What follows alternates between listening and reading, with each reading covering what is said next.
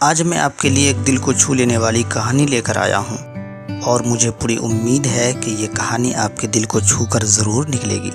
तो आपका ज़्यादा वक्त न लेते हुए मैं इस कहानी को शुरू करता हूँ। एक बार की बात है कि एक बार एक अध्यापक एक संपन्न परिवार के शिष्य के साथ कहीं जा रहे थे, तो उस शिष्य को कुछ मजाक सूझी क्योंकि उसको रास्ते में किसी गरीब मजदूर के जूते दिखाई दिए।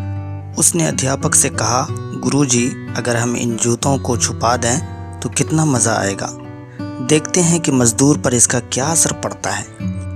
अब उसको तो मजाक सूझ रहा था, लेकिन गुरुजी ने कहा कि नहीं, गरीब इंसान के साथ इस तरह का भद्दा मजाक करना ठीक नहीं है।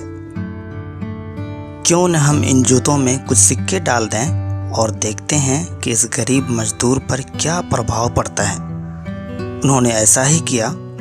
जैसे ही मजदूर अपने काम करके लौटा और उसने एक पाँव अपने जूतों में डाला तो उसको कुछ कठोर सा महसूस हुआ। उसने अंदर हाथ डाला तो उसको कुछ सिक्के दिखाई दिए। वह थोड़ा आश्चर्य में पड़ गया। आसपास किसी को देखा तो कोई भी दिखाई नहीं दिया। वापस उसने दूसरा पैर अपने जूतों में डाला और वापस उसको उसमें कुछ सिक्के दिखाई दिए। अब दोनों जूतों के सिक्कों को उसने अपने हाथों में रखा और अपने हाथों को आसमान की तरफ उठाया और कहा कि ऐ खुदा, पता नहीं किस भले इंसान ने ये सिक्के मेरे जूतों में छुपाए हैं, लेकिन जिसने भी छुपाए हैं उसको मेरी दुआ है ताकि इस पैसों से मैं अपने बच्चों और पत्नी के लिए कुछ खाना और दवाइयाँ ला सकूँगा।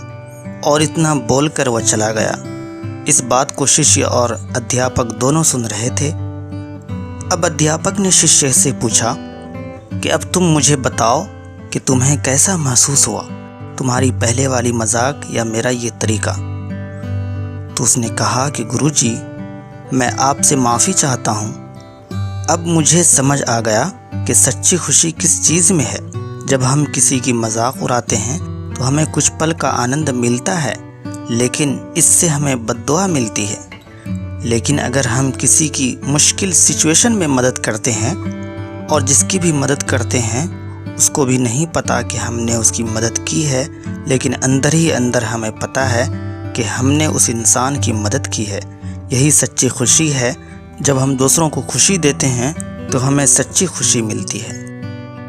मुझे उम्मीद है कि आपको ये कहानी पसंद आई होगी। अगर पसंद आई हो तो प्लीज़ लाइक करें, शेयर करें और अपने बच्चों को ज़रूर ये कहानी सुनवाएं ताकि उनमें भी इस तरह का जज्बा पैदा हो।